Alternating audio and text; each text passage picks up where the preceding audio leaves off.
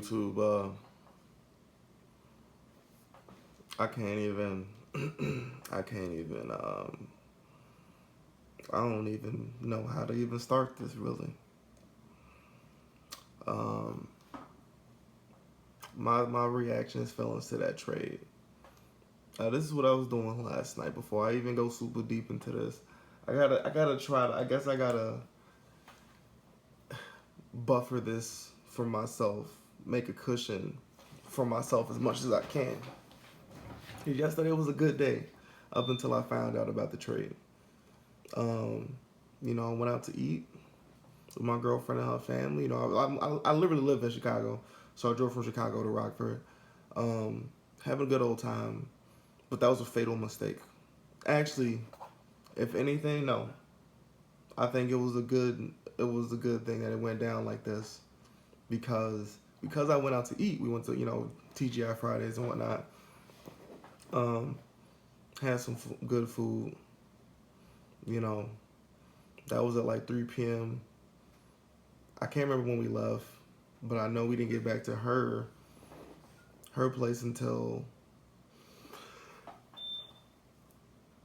maybe 5:30 or something like that. So we're we knocked out sleep. We essentially had the itis. You know, you eat a big meal, you usually fall asleep. Now the things that I knew the draft was yesterday, but for some reason I didn't set a timer or alarm, any of that stuff, to wake me up in time for the draft. So I knocked out sleep until at least 11 something p.m. I remember waking up at one point at like 9:30, and I looked at my Apple Watch just to see the time because my phone wasn't next to me, and I would have checked my phone. And it's like I'm kind of happy my phone wasn't next to me because I would have ended up going on Facebook. I would have seen it, and I would have lost my damn mind. So no, my watch was next to me, and for some reason. Oh yeah, it wasn't synced with my phone because I had my phone on airplane mode. Because even then, I could have checked my watch and it'd been like breaking news: Jimmy Butler traded. But because my phone was on airplane mode, it wasn't synced with my watch at the moment, so I could only see the time. So it was 9:30. I remember waking up 9:30, and I'm like, I don't know. I just didn't get up. We was still knocked out sleep.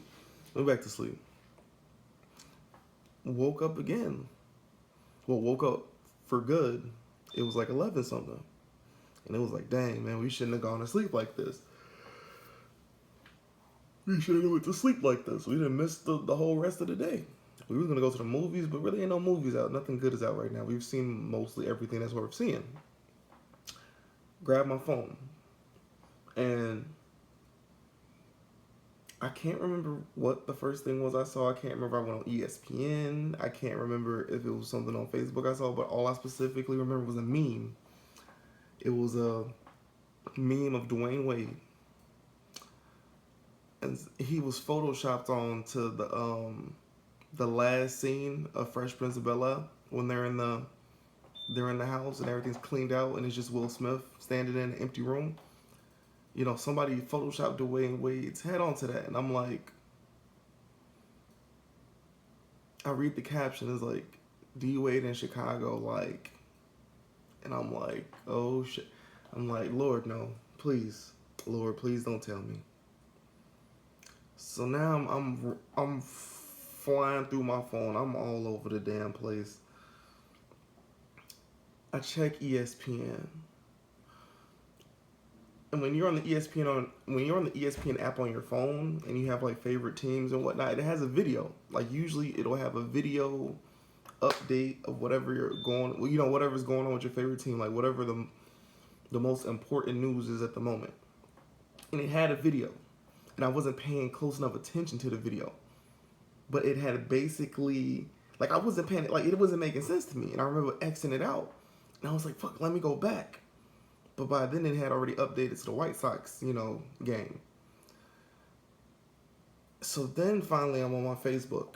I'm finally scrolling up and down because when something like this happens, I'm expecting my whole feed to have lost their damn mind. But I go and check again. When I first checked, there wasn't a lot of anything. That's why I didn't know. I go and check again. I finally go start scrolling up and down, and now I see it. D Wade, no, not D Wade. Jimmy Butler traded to Minnesota for Zach LaVine, Dunn, and their pick. And I'm like, God, Lord, no. Lord, no, please, why? Why you doing? Why you do this? Why you do this? Now, like I said, I'm kind of happy that I slept through it because I could only imagine myself witnessing that live. I probably would have broke something. I probably would have flipped some shit. But I wasn't as upset by that trade as I thought I'd be. I wasn't. And it was weird that I wasn't as, like, upset by that trade. I remember we ended up going to Taco Bell last night because I think I just needed to. I think I really went to Taco Bell because we were hungry. Me and my girlfriend, we were hungry. I think it was also just because I needed some fresh air. I needed to get the hell about I need to walk around. I need to drive or something. I need some fresh air. And, you know, and I was explaining to her how the trade works, and I'm explaining to her what the Bulls might do, you know. But I'm like, this is my true thoughts and feelings about this trade. It's a bad trade and a good trade. I'm going to start with the bad first. The bad is we didn't get what we should have gotten for him. The Bulls cannot sit here and say they got what they should have gotten for him. The Bulls could have traded with shit. I don't know. There was some options. Because this is the thing. The Bulls, if you're trying to do a rebuild and get younger, and this is what it seems like, and this is one of the positives. So I want to hold off on. I need to find a way to say. I'll just wait till we get to the positives, the good things of the trade. But at the end of the day, this is the one thing everybody will agree. The two negatives, the two cons of this trade. We didn't get everything we should have gotten for him. See, there's a difference with New York trying to trade Porzingis, and they have the bar all the way up here. Porzingis is a good damn player. He really is. He really is. But he ain't a Jimmy Butler. He ain't a Jimmy Butler. The issue with the Bulls not winning the way they should was not because Butler wasn't a star player. Butler is clearly a fucking star player. The dude is easily a top 10 player in the NBA right now. Easily. And some people, he's in their top 5. And Butler was one of the few players who could actually defend LeBron before Butler even was considered a star. So Butler been out here fucking locking LeBron down since he was, like 25, 26 maybe. They had this dude defending LeBron James, and he was locking him up. LeBron wasn't having career nights when Jimmy was on him. And there's only also many players that can do that in the league. I want to say Kawhi is the only other dude. I think it's literally Jimmy, Kawhi. I don't even know the third person who can lock LeBron James up. I don't know. KD? I don't think KD. Nah, not really. Nah, not really. So there's only so many people who can actually defend LeBron James. That was the one thing that originally got Jimmy Butler on the map was his defense. We had a very solid defensive player. Like, my dude was like, Jimmy Butler, when he first started his rise, because he was an offensive dude. He wasn't offensive. He's athletic as hell, strong as hell, but defense. He was like a young Tony Allen. Like, okay, no. Here's a better example. Tony Allen in his prime was what young Butler already was. And Tony Allen was a purely defensive-ass player. So we talking about prime Tony Allen defense was what Butler already was, at a younger age, right? Then he actually developed his shooting to the point where he even can hit a three. Because there's a lot of dudes who in a pressure situation will miss threes. There's a lot of dudes who just miss wide open three. Jimmy Butler, if he were to shoot 10 3-pointers, he's at least hitting 5 or 6 of them. I want to truly believe. And that's not bad. That's not bad. He became a pretty damn clutch shooter. The dude in a pressure situation, and it's sad. This is the thing, he's been a workhorse. But the dude in the pressure situation, everything was on him. And that's the thing. Thibs made him like that. Tom Thibodeau made him like that. Once he realized the player he had on that roster. Once he realized this dude was a fucking workhorse. Thibs made him like that. He was perfect in that system. The thing was just getting the rest of the team to be like that. That's what it came down to. We need the rest of the roster. We need some more Jimmy Butlers on this damn team. And the Bulls might actually do something.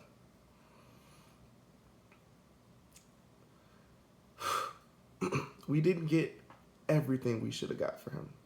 And on top of that, we traded a pick. And this is why people were so confused, pissed. They, like, what? No. It makes you, like, truly, if you sit there and wonder, like, if you truly sit here, like, if we just trade Jimmy Butler straight up for them 3 things, for the 2 players in that pick, and that's all, people would have still been like, come on, man. But it would have cushioned the blow. You'd have been like, you know, you traded Butler for Levine, Dunn, and a pick. But when you trade Butler for Levine, Dunn, and a pick, and you traded Butler and a pick as well, it's hard for people to believe you're in rebuild mode. Because rebuilding is purely based off of the draft, essentially. You aren't rebuilding by signing players. No, you're in rebuild mode, drafting young players. The whole goal of a rebuild is to literally go through the draft. Philly, that's what they're doing. Golden State, that's essentially what they did. The core of Golden State is all drafted players. Drafted players. I mean, yeah, they had Iggy. They got a couple other dudes. But the core of that team, they got through the draft. They did not sign players. They got these dudes through the draft. Not through trade. No, they drafted them. Now, did they probably trade to get the pick that ended up being that player? Yeah, maybe, probably down the line. But no, it was through the draft at the end of the day.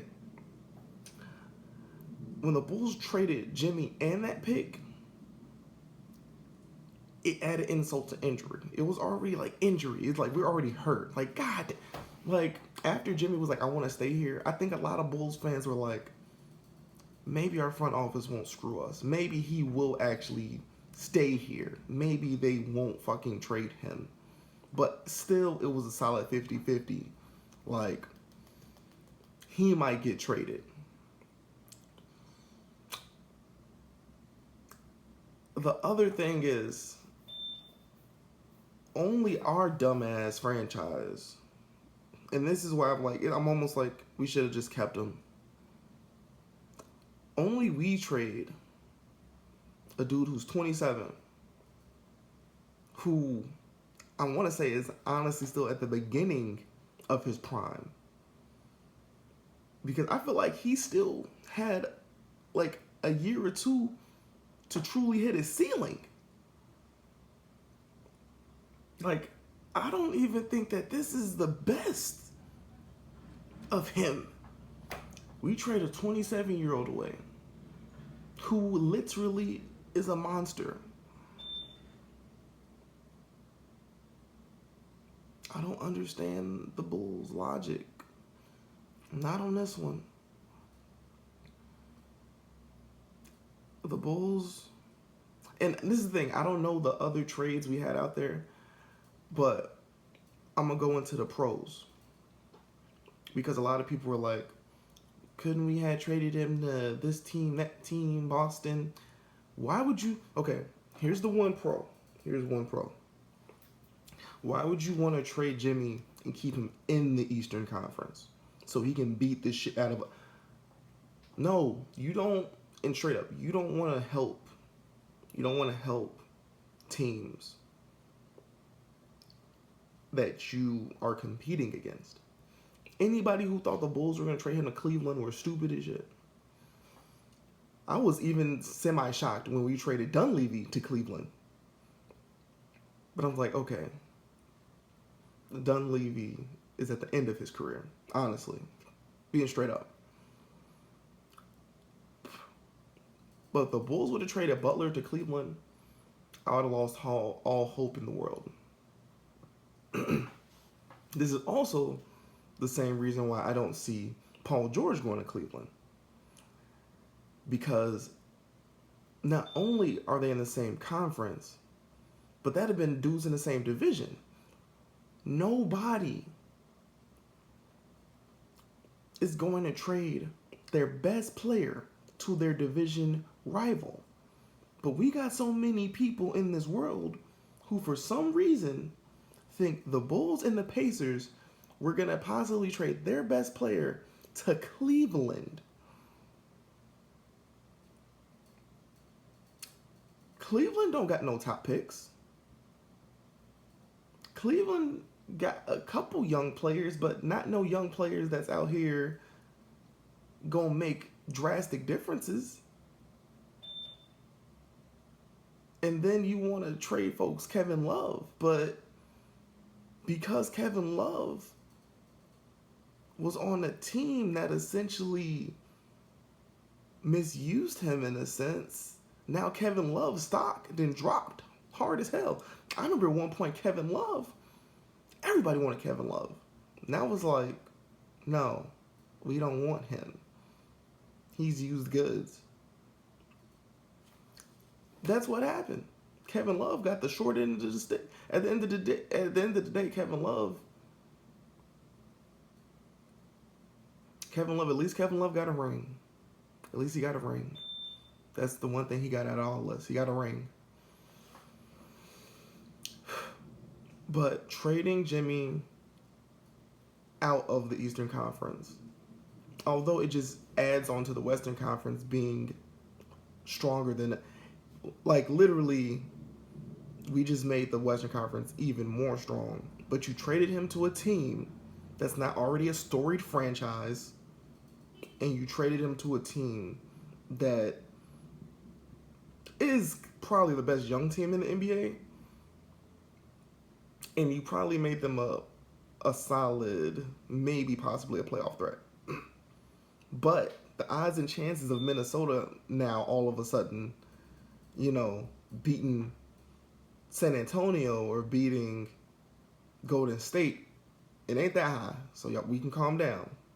But I think Minnesota is on the come up for sure, because now you just also made Minnesota very attractive of a spot to be.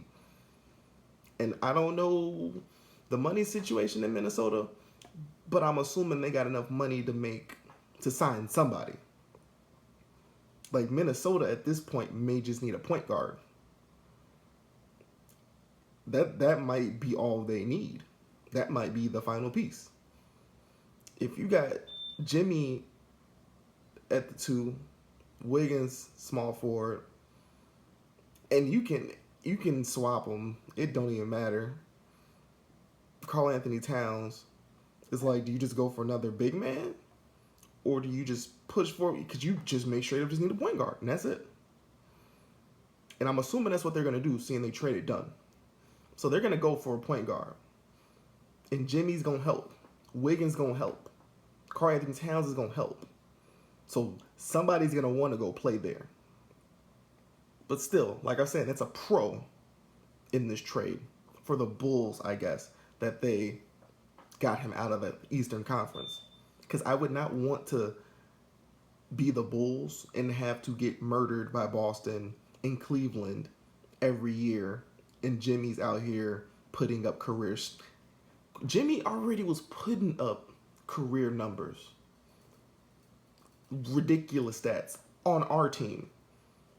I ain't trying to see him do that against us.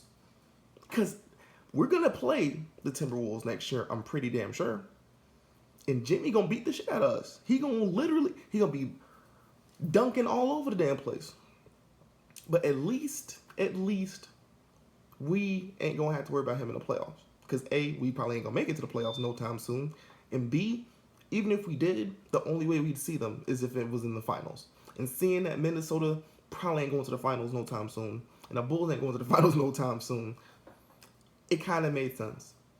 The only other destinations I envisioned him going was, I think, Phoenix. And I don't think Phoenix was willing to give up, their picks and players for Jimmy. Like, when you think about it, it's like there just wasn't many there weren't many places that made sense for him to go. Because I do not want him going to the Lakers. And now the Lakers are a possible finals threat. I don't want him going to an already storied franchise. Sounds petty. No, I want Jimmy to win. But I wouldn't want him to go to the Lakers. Because the Lakers have a lot of good things going for them right now. And people are asleep on it.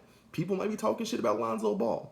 But if Lonzo Ball pans out and he's a good point guard in the league, people are going to be fucking blown. They're going to be like, I talk so much shit about him. No. The dude is actually a pretty legitimate point guard. Ugly shot, but he's a legitimate point guard. They got rid of Russell so quick. The moment they made that trade, that solidified. It literally solidified Ball. It solidified it. So, we got Jimmy out of the East. We got Dunn. In all reality, you all got to remember, a lot of people saw the Bulls trying to make this trade last year. The only difference was, I think Wiggins was in the calculation. I think they wanted Wiggins in the pick. And that wasn't going to happen. We weren't going to get Wiggins and that pick because we wanted Dunn. We wanted Dunn, remember? We wanted Dunn. We wanted Dunn. But the Bulls were like, we want Wiggins and that pick for Jimmy Butler. And Tom Thibodeau ain't stupid. He knows what he has in Wiggins. Even on 2K, you can't even make that damn trade. You can't make them... The damn trade that happened yesterday, if you go on 2K, that shit ain't going... If you go on 2K and you play as Minnesota and you try to make that trade, that shit is getting turned down instantaneously. Because the only dudes you could trade for him would have been Karl Anthony Towns or Wiggins.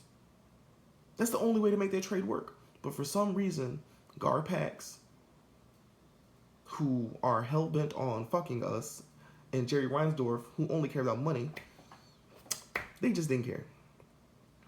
But we got Zach LaVine. He's an actual legit player. Yeah, he's coming off injury, but I've always liked him. I've always liked Zach LaVine. He's one of the dudes who I'm like, why don't we get him on this roster with Jimmy?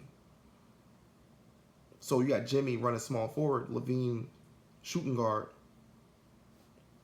and we should be decent. I was always like that. Like, we need to find a way to get Zach LaVine. We got Dunn. We got the damn point guard that we wanted last year. And Dunn ain't bad. People are always, he's a bust. But you got to keep in mind, look at who the damn president of that team is. It's fucking Tom Thibodeau. The dude's notorious for being hard on rookies.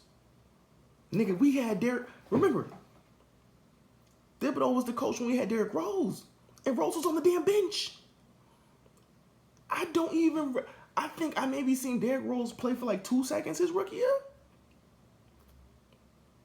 So yeah, Dunn was a solid ass pick.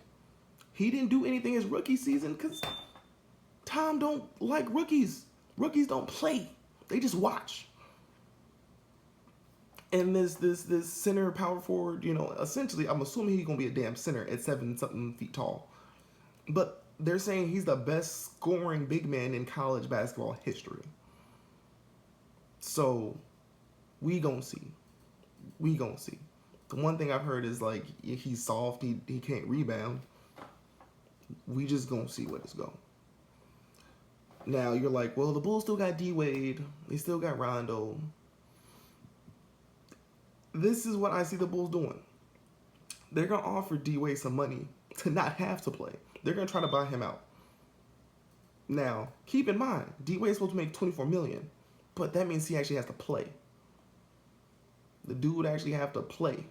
He'd actually have to suit up for the Bulls and play to get that full 24 mil.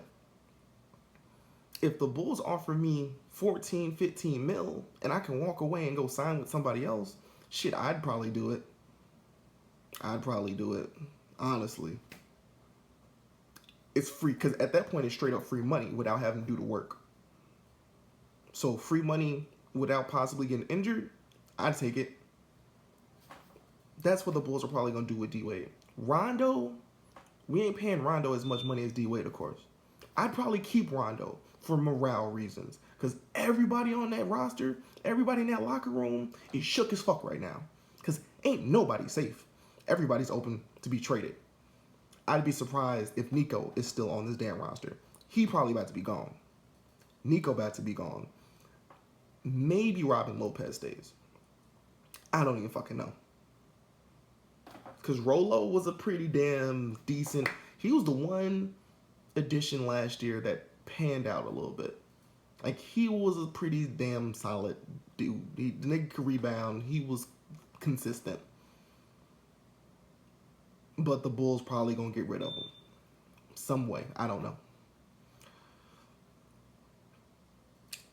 The thing that scares me is I don't think the Bulls are actually in rebuild mode. Because, like I said, we sold a draft pick yesterday. We traded a draft pick away for a draft pick. Instead of keeping as many draft picks and young players as possible, we're selling shit for money. Because the Bulls are trying to sign people. But they don't realize ain't nobody going to want to play for this damn team. Yeah, it's Chicago. But ain't nobody going to want to come here. I don't see it. I don't see it.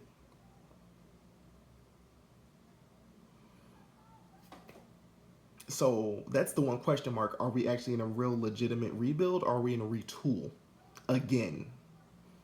First, we got to see what the Bulls are going to do with D-Wade and Rondo. Are they going to offer the dude a deal so he can just go? D-Wade primarily. Because I don't mind Rondo staying.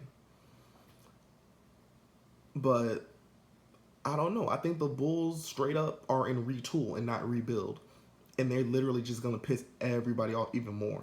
Because to trade Butler away and not be in straight up rebuild mode and just empty out the damn team and keep just the young guys and just go full 76ers and just get our ass beat all the next 2, 3 years, 4 years, but actually get some top picks and let them develop, like, I'm going to be blown. My mind's going to be blown if the Bulls even attempt to sign any top players in free agency.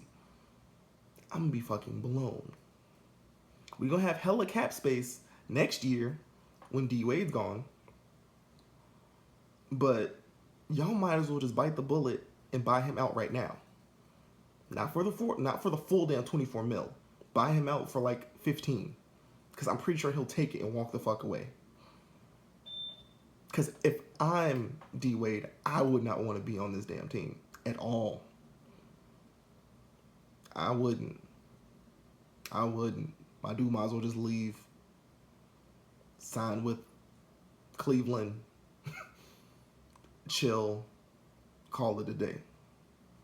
But that's all I got to say. It was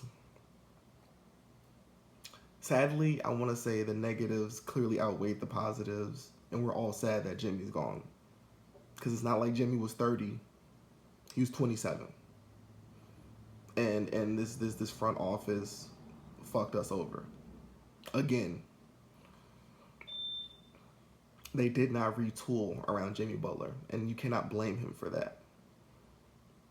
They retooled by blowing hella money on D Wade. And like I said, Rondo, as we all saw at the end of the day, Rondo was not a bad pickup. Rondo was a decent player. The issue was they did not know how to use him correctly. So then he was getting pissed off.